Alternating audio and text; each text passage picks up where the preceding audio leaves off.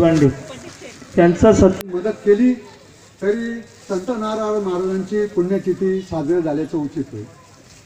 आता शेवटी मी तुम्हाला एकच सांगतो, विनंती करतोय सर्वांना, उद्या सुवर्णकार भवन येथे संध्याकाळी 4 ते 4 वाजेनंतर माझ्या सुवर्णकल म्हणून या सामाजिक वैचारिक पुस्तकाचं प्रकाशन सोहळा आहे। त्यासाठी पुण्याचे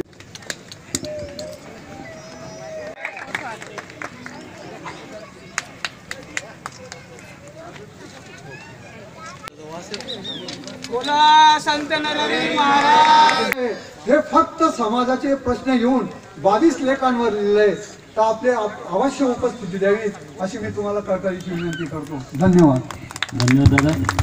या ठिकाणी आमचे ज्येष्ठ मार्गदर्शक हे आजारी असतानाही उपस्थित झालेले आहे। मी पूर्ण उत्तर महाराष्ट्रात पोहोचवलं आणि आपल्या कामाचा ठसा उमटवला अशी देवपूर संघटनेचे अध्यक्ष शांभाऊ सोनार आपलं मनोगत व्यक्त करतील अशी मी त्यांना विनंती करतो। शांभाऊ सोनार।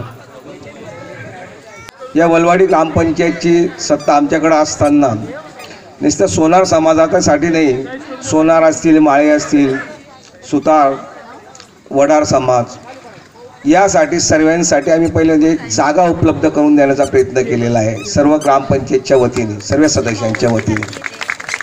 आणि ज्या टायमाला मला सर्वांच्या समोताने पंचायत समितीमध्ये मी जेव्हा उभा राहिलो त्या टायमाला मला काही कुठल्या समाजाने राजकारण म्हणून नाही, आणि ज्या टायमाला सर्व वलवाडीतील सर्व समाज माझ्या पाठीशी राहिलेत त्या टायमाला माझ्याकडे कुठलाही समाज आला नाही की तुम्ही आमच्यासाठी कुठलं समाज मंदिर बांधून द्या बापू।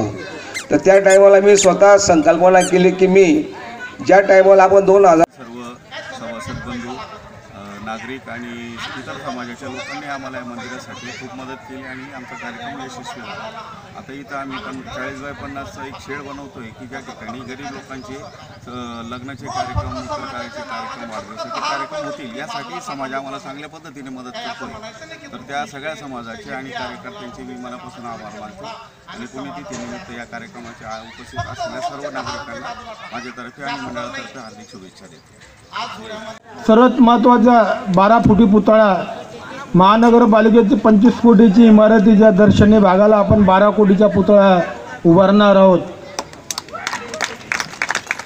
आणि त्यात सर्व आम्ही समाजाचे ज्येष्ठ सर्व दादा असतील, पाविस्कर असतील, पारस दादा, नंदूभाऊ, जेवढे आम्ही पदाधिकारी, श्यामभाऊ, युजूभाऊ, जीवनभाऊ, आम्ही ठरवलं की नरहरी महाराजांना जो पुतळ्यासाठी जी निधी उभा करायची आहे, तर निधीसाठी महानगरपालिकेतनं मला पैसे मिळणार होते, परंतु समाजाने असं ठरवलं की पुतळा उभा करण्यासाठी जो पुतळ्याची किंमत आहे ती समाजाच्या माध्यमातून द्यायला पाहिजे।